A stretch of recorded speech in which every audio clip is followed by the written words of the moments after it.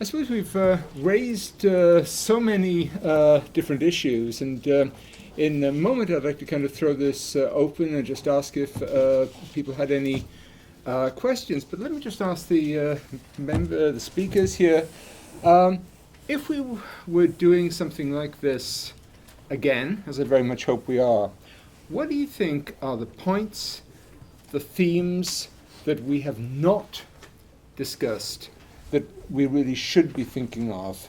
What have been, obviously we could turn this into like a 5-day full conference with dozens of people in theory. But if we were to do an event like this, what have we not been talking about? What are some of the issues when we look at the history of the Syriac Christian Churches?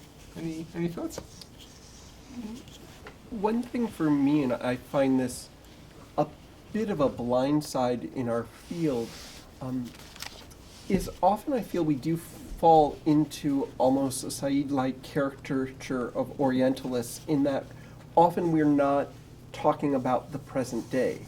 That is, obviously it's historical, but I feel often scholars in the field and our students don't recognize this as a living tradition, and especially given the political context, some way that there is a conversation about past and present with a little more focus on present could be useful.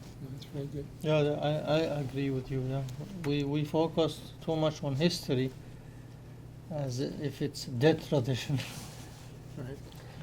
I once spoke on the lost history of Christianity, and I had somebody raise a hand and say, well, I'm a priest of the Assyrian church. Trust me, we're not lost. We know where we are. I said, well, yes, all right. But it is a very serious point that this is not an extinct tradition, and maybe thinking it's extinct contributes to making it extinct. And we don't want to do that.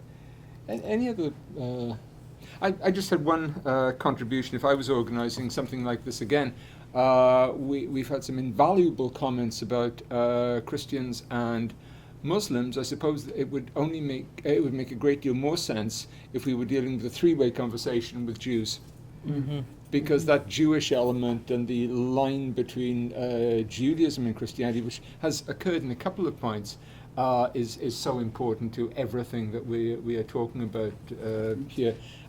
It's a while since I've read Thomas of Marga, and he certainly talks about Hagarines. I don't think Jews feature so much in it, but Yeah, not very much. yeah, not much. But they do in so many other pieces of Syriac literature. Yeah, and there is, of course, a Jewish literature on the Christians. We might think about, and this is building on Michael's presentation, common currency between various groups, so different denominations of Christians, Jews, Sure. Zoroastrians, and Greco-Roman philosophy comes to mind. It's it's touched upon as kind of undergirding the common disputational language that Muslims and Christians and Jews as well took part in under the Abbasids, and even earlier with Zoroastrians. So we can think about these kinds of broader cultural traditions shared by everybody, and to what extent they're religious or not religious. Let me throw this open, and if you want, please say if you want to make it a general thing for the whole group or for one particular person. Sir, gentleman there, please. For me, the interest in this is because I find myself, as a relatively old man now, thinking I'm in the wake of a lot of things that I didn't realize I was in the wake of. And that's what this is helping to draw my attention to. And it seems to me that framing what we do and things like this, to me this needs to reach, we need to know these things. It should impact how we live, I think that's why you're doing this. But I would hope that framing it in a way that people see that we're in this wake, whether we know it or not, we are impacted by these things. What difference does it make to us? And where we go with that now, for me that's highly interesting. And I was trying to learn. That's why I'm here. Could I ask you to talk, because I've got a blank space you know, we didn't go back to Eastern stuff when I was in school. We didn't. So I had to. Can you talk about how the writing of the Quran maybe was impacted by the issues in the Christian church, and the fact that the church and state were all mixed up, and the leaders got all that mixed up. They got part right, part wrong, and then Muhammad came along, and he got pretty angry about all that. I mean, so help me with all of that. I will start something off, but I know that my colleagues will have a lot to say about this. That actually gets to a very big topic. So when the Quran is written, when the Quran is put together, it's drawing on a very wide range of Christian and Jewish sources. And of course, the Christian sources, by definition, are coming through Syriac Christian habits. So much of the making, not just of the Quran, but of early Islamic practice, really basic things we think of, is borrowing from the practice of Syriac Christian churches. The way in which, the way that mosques look, for example, the fact of prostrating in prayer, which we think of as characteristically Muslim, is something that is, of course, taken from Christian monastic practice. And I can say that with a lot of confidence. But then, of course, there are some people who go way beyond that. And I was going to ask Michael what he thought of one particular author. There's a pseudonymous author called Christoph Luxemburg, who makes a far-reaching argument for what the Quran is. And loosely, he says it's a bad mistranslation of Syriac Christian texts. And there are all sorts of famous examples here. And I will just mention that briefly. And would somebody else like to take that up? Because I have my view on it, but I don't want to monopolize this. What do you make of that? So, I mean, one thing, even going back in terms of background, we know so much less about early Islam than we did 20 years ago. That's progress. And what I mean, and that's what I said is exactly right. Right, it is. When I was finishing grad school, I was all ready to teach a class on early Islam. I had so much I could tell you about the 7th century with so much certainty, and so could everyone else. And now I just don't know, and no one else does. That is what I think the field has come to recognize, is our source material is very, very sparse for the first century of Islam. We have the Quran. We have a very small document called the Constitution of Medina. We have some coins. We have 2 inscriptions in a dam saying that such and such caliph built that dam. And that's about all we have for the first 150 years. And as a result, for me, looking from the outside, the field of early Islamic studies is extremely interesting because it's all this reassessment of what might we know. And I've seen similar reassessments in our scholarship of early Christianity or our scholarship of the Hebrew Bible and the Old Testament, as you have a group of folks realizing that if you just put on the hat of a historian, our evidence isn't quite as good as we used to think it was. And the result is that you have no consensus anymore on what did early Islam look like. And one of the big battlefields in scholarship, which occasionally goes more into the popular press as well, is the question of the Quran. And questions such as when it was written written by a single author or multiple authors, where it was written, what are its different sources. And in terms of this one author who suggests that it actually is a translation from the Syriac, I feel that I have not yet found scholars in Syriac Christianity who agree with that. And so I think that it's, in some ways, what I would call a lonely argument, but one that I see is reflective of a very productive move in the scholarship of saying, look, since we don't know a lot, we need to kind of rethink this.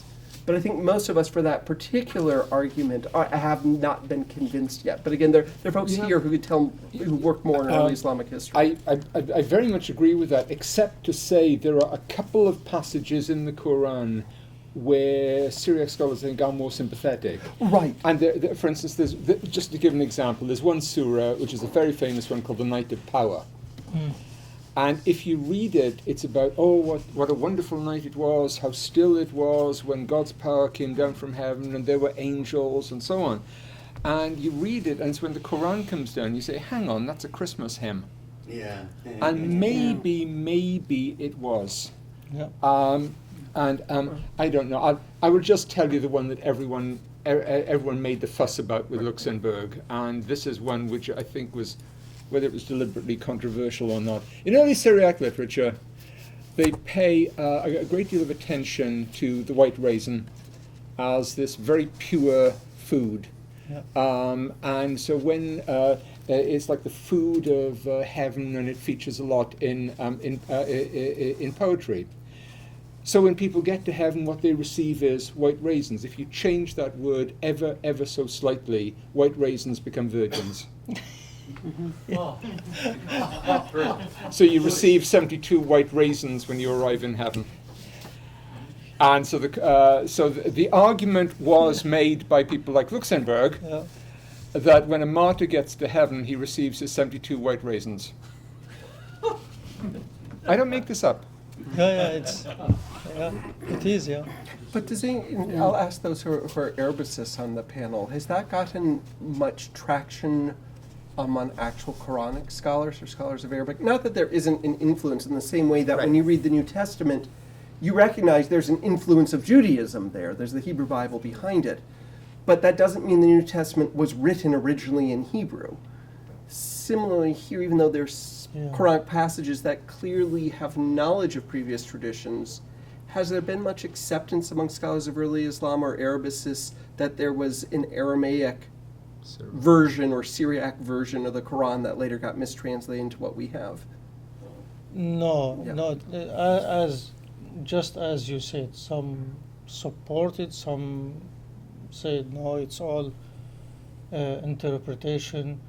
But my belief is when Islam started, his first contact was with the people, with the Hebrew people in Medina, and with also a group of Syria, of Christian, which heretics and Orthodox, because he was traveling all the time since he was child. He was traveling in the Levant. He would go to Damascus and he would contact those people. And the issue is, at that time there was no written, there was no translation of the Bible in Arabic.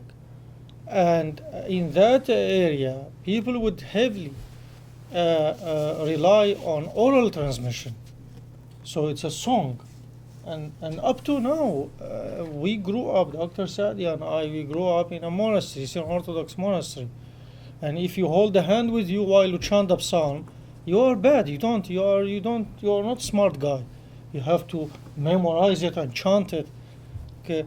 And I was just sharing with them, we still, up to now, in the common book of prayer, Friday is all dedicated on the cross, for the cross. You know, and up to now we chant stuff that are in the Quran. On Friday, God created Adam and asked the watcher, which is the angel, to bow down to him. Well, this is in the Quran.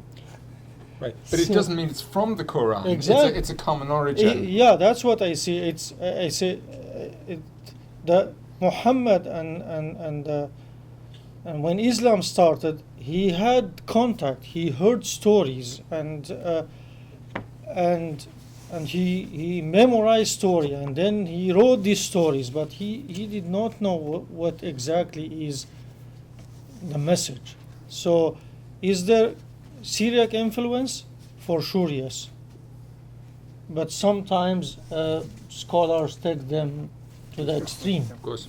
Yeah, I think what you're seeing in some ways in Islamic studies, and again, I'm saying this from an outsider, is something similar to happen to the study of the New Testament after World War II. That is in part due to World War II and the Holocaust and just better historical scholarship. a number of scholars in the New Testament figured out it's really going to be hard to understand the New Testament and Jesus without knowing anything about Judaism, because it's so embedded in that context. And I feel in the last few decades, in part because of this book Hagarism that Paul alluded to, a similar move is happening in Islamic studies, that how could you possibly understand the emergence of Islam without understanding the context out of which it grew? And in the same time, it doesn't mean New Testament scholars say that the New Testament is just a bad ripoff of the Old Testament, but rather we need to know that context because it's in Jesus and earliest disciples and writers in the New Testament were constantly in this matrix of Judaism.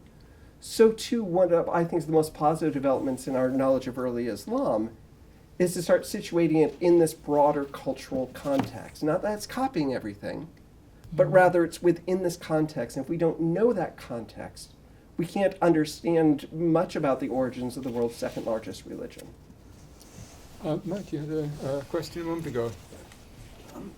I was curious, do you have any anecdotal stories, no papers to back this up, but just your own experience when you encounter people, you obviously, by the very nature of what we're talking about, you're sensitive to this lack of knowledge people generally have about this subject, okay? I mean, so as you encounter culture and as you encounter others, are there some stories you think to yourself like something you see that just screams the reason why this person is thinking that or the reason why this person is doing that is because they're in total ignorance of this one thing I've dedicated so much of my life to? I mean, do you see how, I mean, just people not getting this, what we're talking about, being the basis, their ignorance being the basis of some sort of belief or action, something that you've encountered personally? This is just two very short anecdotes, and there are so many. At one point in the 1980s, Pat Robertson on a TV program was getting a campaign going to convert the Maronites to Christianity, which they'd actually had for a good long while, you know. And the other famous one, this is kind of told as a story, is the American asking people in Syria what missionary converted them to Christianity. And they go and huddle for a few moments, and I say, well, I think it was Paul, but my wife thinks it's James. just a quick. Any others? Well, my own personal stories, my own personal experience when I encountered the first time, of course, the seminarians or the Chicagoan peoples. And as I was putting big hopes that they will come and hug me, the man who speaks Aramaic, Christian from the Middle East, and so forth. And end up as not only those seminarians doesn't know anything about Aramaic language, at least, anything about Eastern Christianity, not even my name. But even when I explained to them that I'm a Christian, and this is my name, Messiah, servant of the Messiah, they were telling me, are you therefore Muslim or Christian? Well, by name, I am Christian. It's okay, now we understand, you are convert Christian from Islam. That was the last thing those seminarians, they were able to understand me. A true story that actually happens on the Baylor campus very regularly. We have a number of students here who are from these ancient Christian communities, the offshoots of the Church of the East from South India. And if you ever meet an Indian who's very dark-skinned from the South and has a name like John or Paul or Andrew, then you know that their Christian story goes back a long way. And they're very used to going around the Baylor campus, and young women will run up to them and try to share Jesus Christ with these foreigners. They say, yeah, we figured that out a couple of thousand years ago, thank you very much. But they're foreign, therefore they can't be Christian. Please there. Dr. Saadi, you talked about the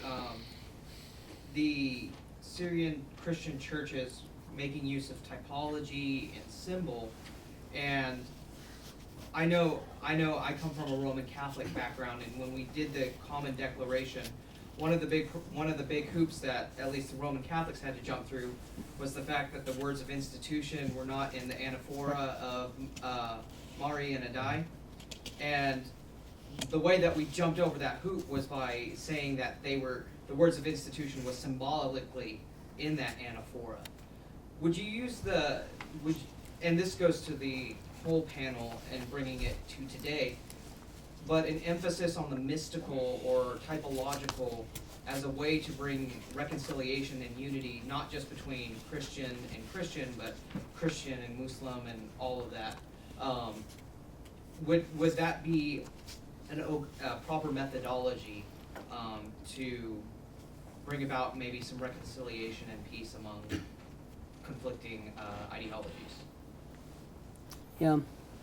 To begin from the culture, from the principle of the culture, principle of early Syriac Christianity to speak about, to begin with, before there was that institution as an institution of Roman Catholic or Protestants or whatever, later on that came to have.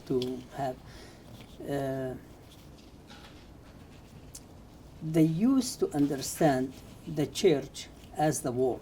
The whole world is the church of Christ, is the target of the body of Christ. And the Christians, they used to look at them as the shepherds. Yes, they were aware of the word heretics. This is heretic, this is accepted, it's not accepted. There was community and criteria of being insider or outsider. Even those criteria were very vague in many ways. To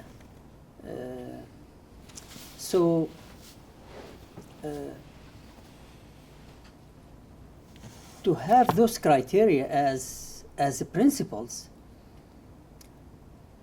any believer who will believe in the revelation of God, revealed in the Bible, in the Scripture, with again, similar to that is the lifestyle.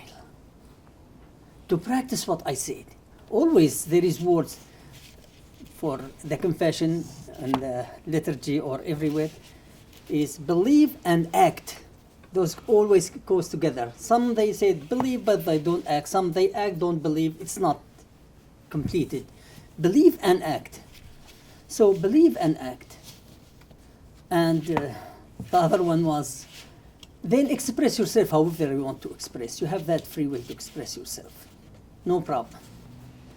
So from there, those principles, therefore, almost anybody can be acceptable. Certainly, Christians are acceptable regardless of their dogmatic confession or type or ecclesiastical formation and so forth. That's why they were easy to be to reach out to almost to everybody. When I came to the state, of course I was, we grew up with this kind of principles first to begin with. But I remember I went, of course, as Syrian Orthodox, I went to study at the Lutheran School of Theology.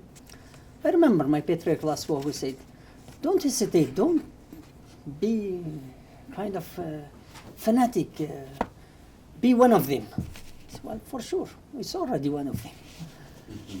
And really, as I was in Chicago, of course, always I was used to worship and do with the Lutherans, at the Lutheran School of Theology, of course, we kind of closed the school. On Sunday, I used to go far to the Syrian Orthodox Church to worship, but after a couple of weeks, the Syrian Catholic approached us. Said, we have so many monks and so forth, can you come, since we open newly, can you come and serve with us and teach, kind of raise deacon for us to do and continue, and with no hesitation. Neither I nor my pastor at that time said, well, we will come with that, why not? And so forth. Then the story goes on to everybody.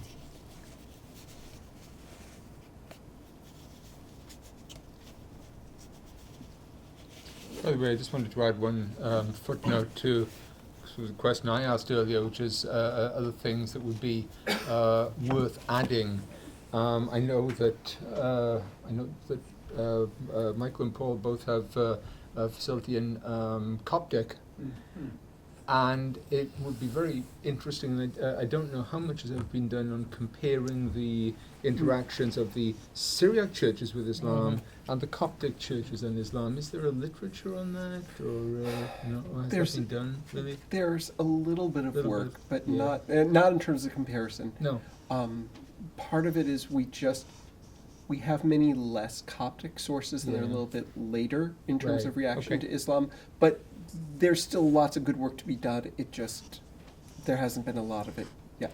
And scholars Which is- need to speak Coptic, of course. And there Right, are but I a mean, number- that's all the more impetus to have conferences where you bring those folks together, because Sure. they haven't been. That's a good subject for your next meeting Yeah. like this, is the Yeah. Coptic experience of the Coptic church, which is completely unknown in our part of the world. It absolutely is. No, the one thing I've learned from here is about our next 25 conferences. No, but very seriously, so many themes emerge from something like this, and do you think, you want to discuss them at all? I mean, there are just so many. I'll just give you one interesting sidelight. It's not a huge phenomenon, but what has happened to some of those Syriac Christian churches as they are in the world today, and as they exist, for instance, in the Netherlands, in Sweden, in Australia, where there are now new monasteries, which is interesting. If I really wanted to cause controversy, I'd actually include something about contemporary Australia, and I could talk about Assyrian Christians not as a if you like, a noble example of Christian piety, but as a social problem with gangs and crime. Which would be an interesting, close your ears immediately. It would be Probably interesting. be the Church of Kerala. That would be fantastic. Oh, Yeah. yeah. Absolutely. That's so many. Yeah. Gentlemen there. Why were the Muslims so successful, and how were they so successful in the spread of Islam in the time period that you guys have been talking about? Anyone I want mean, to? what 3 or 4 things, a few things in my mind, economically, was the environment, was it force? Do you want to begin? Okay. I mean, just one thing is that, and this goes back to, I think, someone's questions about possible misperceptions. The actual conversion rate to Islam, the best that we can reconstruct it, is relatively low, Yeah. but over a very, very long period of time. So there was a study that was suggesting that it was about a 300-year period between the Prophet Muhammad and when Christians moved from being the majority population in the Islamic Empire to the minority. Most people think that that's actually too quick. Yeah. It even takes much longer than that. So that doesn't negate kind of the premise of your question, which is, over time, this becomes the second most populous world religion. How did that happen? But I think one of the framing things is to recognize it happened over a huge amount of time. And it wasn't as if the Middle East became majority Muslim within a few decades. We're talking 300, 400, 500, 600 years. I would add a couple of things there. You have very strongly emphasized that persecution is not a big issue. However, you do get a kind of ratchet effect, which is, suppose you have 200 years of peace, and then you have 10 years of some crazy Muslim ruler persecuting, and then it gets back to normal. But you get the ratchet effect. The ratchet turns a notch. You've seen a lot of churches destroyed, not rebuilt. You've had a number of forced conversions. That's not reversing. Then it's 200 years again, it's fine. Then another 10 years. And I made one interesting argument when I was writing my Lost History, which is about this crucial significance of possession by a religion of a state. and I hate to tell this to Baptists, but the key variable in the survival of any religion as a powerful element is the fact of having state dominance. Where Christianity controls states, usually it survives and flourishes unless and until those states themselves are crushed. A minority population, or even a disfavored majority, can last a very long time, but unless they have a state, you have a series of disasters, a series of persecutions which will reduce them steadily, and no state's going to help them build up again. And if that process goes on over 500 years, then you've gone from 80% of the population to 8% of the population. And the analogy I would use, and it's a very good one, is what happens to Jews in Europe. For most of the medieval experience of Jews in Europe, there is not persecution. But you only need a few really bad examples, and Jews are gone. And so that's the analogy I would say, which is if you say that every so often there are these vicious persecutions and they last a few years, well, okay, persecution's not the norm, but things like that can do a lot of damage, and you don't get a reversal to the status quo. So I come back to this thing, possession of a state. Where the state is Christian, Christians will survive. Where it is Muslim, Muslims will survive. Minorities do not survive without access to the state. So there really is nothing, what is the attraction of Islam? What is being sold in Islam versus love and forgiveness and those things that I happen to believe in, that's in our Bible, our Christian, but what got people to convert or become? It had to, well, in my mind, it had to be force, or it had to be control of the state, as you're saying, Doctor. Can you give me any indication there? There are several factors, yeah, as Philip said. One of them is state. The other one is economic because of the jizya. I mean, also based on this, there are different stories that they would say they impose the jizya, the toll taxes on people, and then they say they were heavy, like 50 or 60%. On the people, and so they would say, okay, we would convert, and because we don't have money to pay, and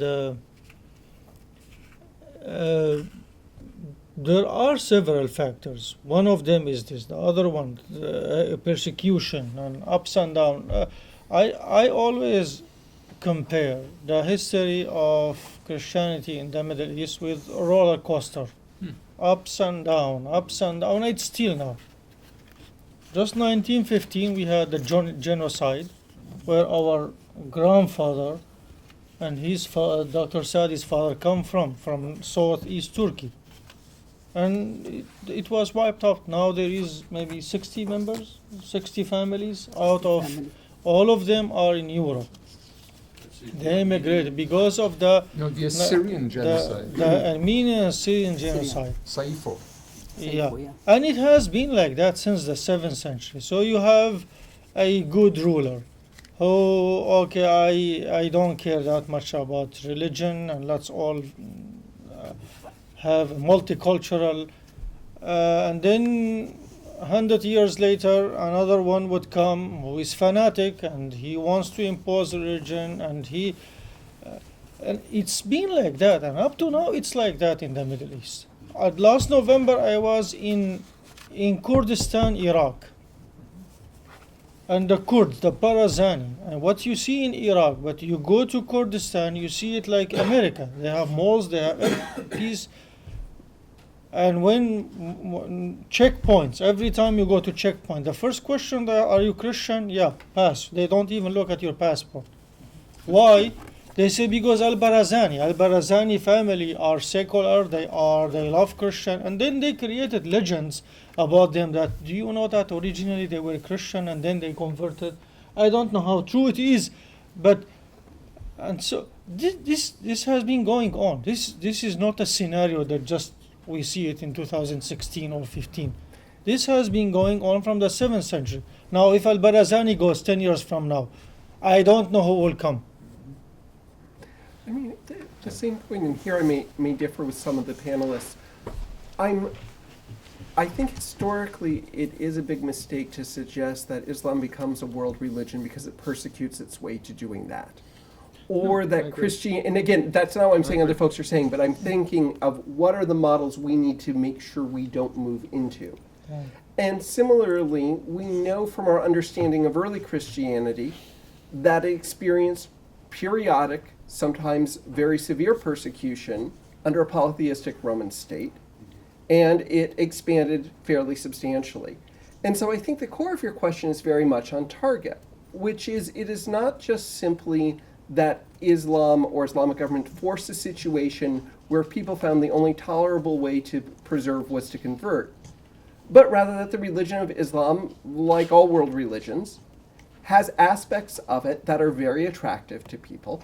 And I think there are a number of aspects of Islam that were extremely attractive in late antiquity. And some of them would include a very, very strong monotheism, which is clearly very attractive to a number of folks within antiquity. And then you develop a very rich cultural heritage. And so I guess I just want to make what I see as a bit of a corrective of it's not just that people are being pushed out of Christianity to become Muslim, but that many people are historically converting because they are attracted to Islam as a religion. And that's another part of the story that needs to be there. I would entirely agree with that. And I would also say that historically, if you look at the reasons why people convert to Islam, they're exactly the reasons why people convert to Christianity. And there's one thing that we've actually left out of the story. It hasn't really arisen. If you look at the spread of Islam, for instance, into Indonesia, which is now the world's largest Muslim country, it's got nothing to do with state power. It is people turning up and demonstrating spiritual power and charisma, much like stories of Catholic saints, and it's these Sufi orders. And it's what people see in Christianity in one society, they see Islam in another society. So the differences, as you say, are not that great. So it's monotheism, yes. It's a sense of access to a great tradition and a great religion. If you're coming from a non-literate society, that's a very big issue. No, obviously that's not the issue in the Middle East in the 7th century. But here's a comment I would emphasize. Historically, Islam is as diverse as Christianity. It has as many different aspects and schools, and in some cases, so when you say conversion to Islam, conversion to what sort of Islam? Yeah. I would just add one thing. We talked about the genocide of 1915. Most people nowadays, thank heavens, have heard of the Armenian genocide. Please remember that you also, at the same time, have the Assyrian genocide, which is a smaller event numerically because the Syrian population is smaller. In 1933, in Iraq, you have another genocide attempt against the Assyrians, and that's historically very important for this reason, that a young Polish lawyer looks at that event and he thinks, and he looks back at the Armenians, and he begins writing a literature based on the Armenian and the Assyrian experience, and he's the one who invents the word genocide. So when Raphael Lemkin, who's a Polish Jew, coins the word genocide, he's thinking entirely of Christian examples, which is interesting, Armenian and Assyrian. And we now all know about the Armenian genocide. So the great story is the Assyrian genocide, and the word we use there is Saifor, which is the year of the sword. By the Turks as well? I mean, By it the was related Turks, to World War I? But by the Turks in World War I, but by the new Iraqi state in 1933. Oh, thank you. At the back. I have a two-part question. So how and in what ways did the Islamic beliefs change the culture, and how did that affect the Syrian or Syriac Christianity? Anybody could I talk couldn't about hear it? it really. Did you hear? Yeah, so how and in what ways did the rise of Islam change culture and affect Syriac culture and Christianity? Who would like to tackle that one? Who wants to start that? I'll say one trivia point, which made it very difficult for the religion to express itself very publicly, and the great difference between Christianity as it operates in Christian states and in a Muslim rule is you don't have bells. So you don't have these very public declarations of faith. And so there is a war across the Middle East in the Middle Ages between the lands where there are bells, and there's the land where you have the cry of the muezzin, and you know where you are depending on who controls the soundscape. And that's my trivia point, and I was just doing that as a holding action while my colleagues leap into action. Yeah, because it might be more than just bells, however important they'd be.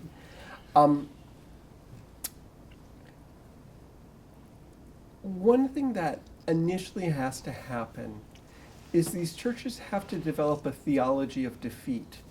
And what I mean by that is, especially around the time of Islam, there emerges in the Byzantine Empire, so in this case a Christian government, this very strong theology of victory. The reason we are constantly victorious is because God is on our side. This is a fairly standard mantra up to the present day. And yet, in the 630s, it certainly didn't look that way.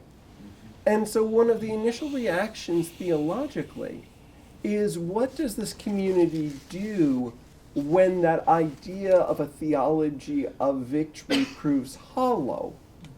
And one of the things they do, and this shouldn't be too surprising, is they return to the Hebrew Bible, which has plenty of examples of this, of where the Israelites are constantly being taken over by the Neo-Babylonians, the Neo-Assyrians, the Persian Empire.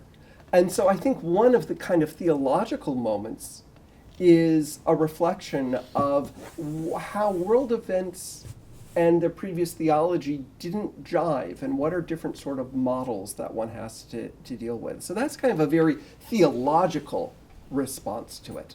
Another thing that becomes very key that has been referred to several times is also, as early Islamic society becomes increasingly interested in what we would consider to be the ancient equivalent of science, that is ancient science and philosophy, that these Christians, especially their elite, get very imbibed in a translation movement, which is unbelievably ambitious. Get every single piece of Greek and Indian science and philosophy and translate into Arabic, and they managed to basically do that. And with that inflow, that also is going to affect your theology, because in the same way that in the 21st century, there's often discussions of a clash or collaboration between science and religion, this is kind of the ancient equivalent of that. So those are just two. I mean, again, I think we could probably get a list of 10, 20, 30 things, bells and all. But it does, over time, radically change the situation. And it means that their experience of Christianity is going to be very different than more Western Christians who didn't have the same sort of circumstances. And I would also add a footnote there. The other thing that people develop, and you've alluded to it, is how do you explain all this? And you pin a lot of hopes into apocalyptic. Yeah. And we had Pseudo Methodius. There's another one which is so, well, there are actually a couple of versions of it, so influential, the different apocalypses of Daniel. Yeah. And one of which is so important because one of them enters the Russian world, and it's this prediction about how there's going to be a new Constantine, and he'll defeat all the Muslims, and he's going to take Constantinople. And you know why that's so important? Russian elites continue reading that up to the First World War. And when they go to war in 1914, they're all reading the Apocalypse of Daniel, which was originally written back about the time of, we're going to get back at these Arabs. And so when you look at when the Russians basically start World War I, they're reading these mystical apocalyptic texts. So, you know, the famous line about, you know, the past is never dead, it's not even past. Yeah. Great question, by the way. Icon veneration might be another issue where theology develops concretely not in Syriac Christianity, well, in Syriac Christianity, yes, but John of Damascus, who we've mentioned earlier, who's bilingual but writes in Greek, really in the context of Islamic critique of figural representation and icon veneration. He develops a defense of the icons. And the interesting thing is that gets picked up when the debate moves to non-Islamic countries like the Byzantine Empire. He's the one whose treatise is alluded to as the kind of authoritative expression of that. So. Bob. You guys have talked a lot about the sort of interaction with Islam and how Eastern Christianity interacted with Islam and adapted to it. And what about the interaction with Hinduism and Buddhism, which also happened? What resources are there from the Eastern Church in terms of the long interaction with Hinduism and Buddhism? Well, yeah.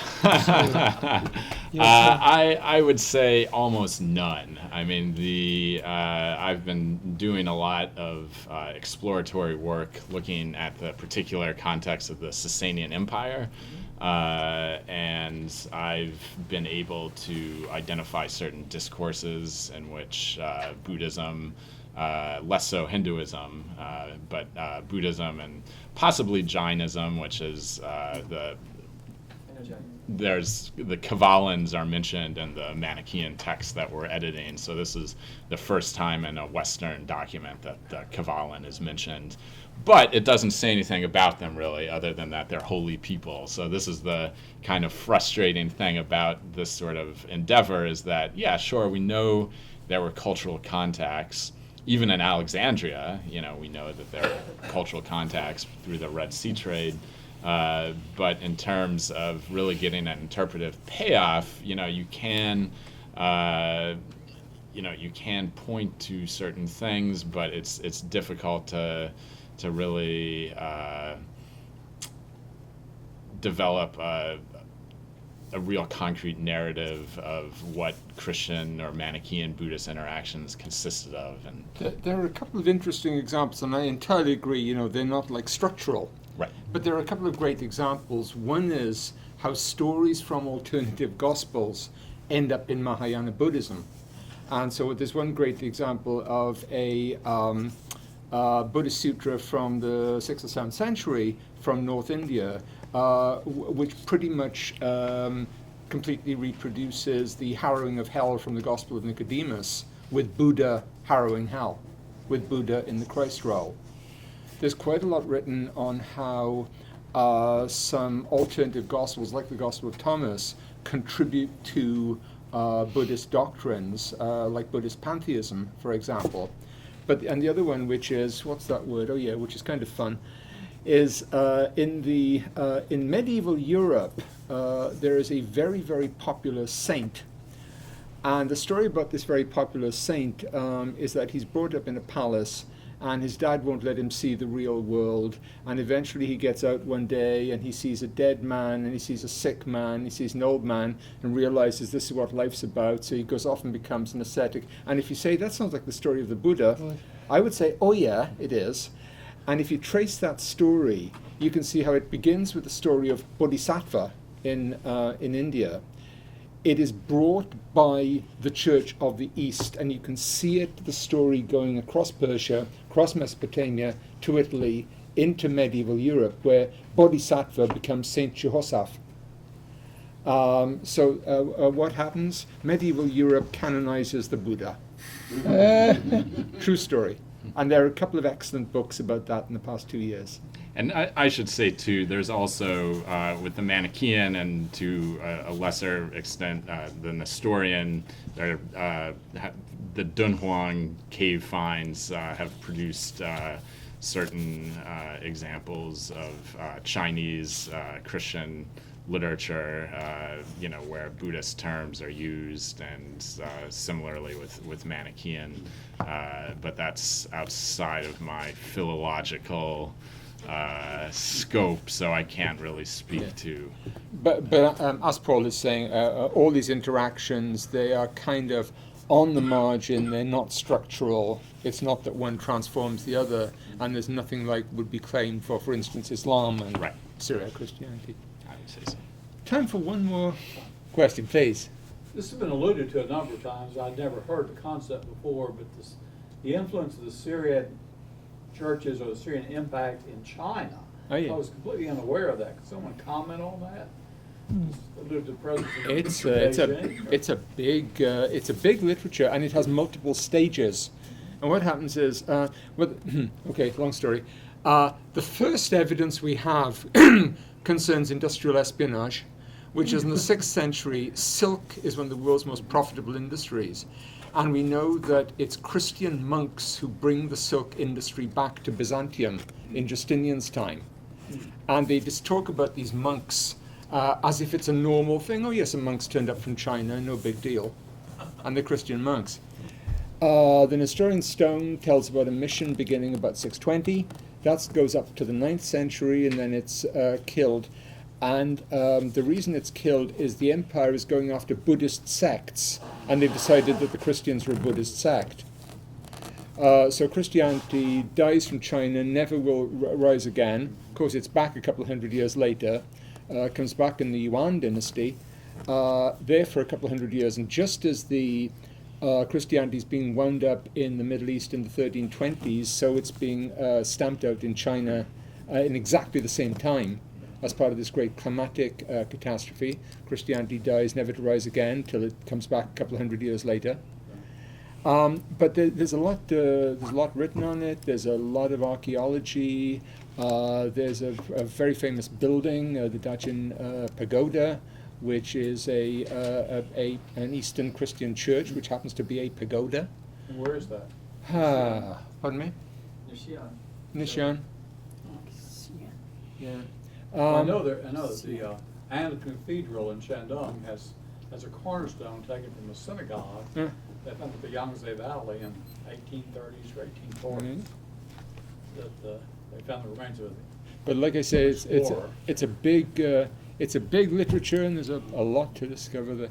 Well, look, we've had a incredibly fruitful but long day, and so I'm going to wind up there, and I just want to thank all our excellent speakers. This has succeeded beyond our wildest expectations. So please join me in thanking the speakers.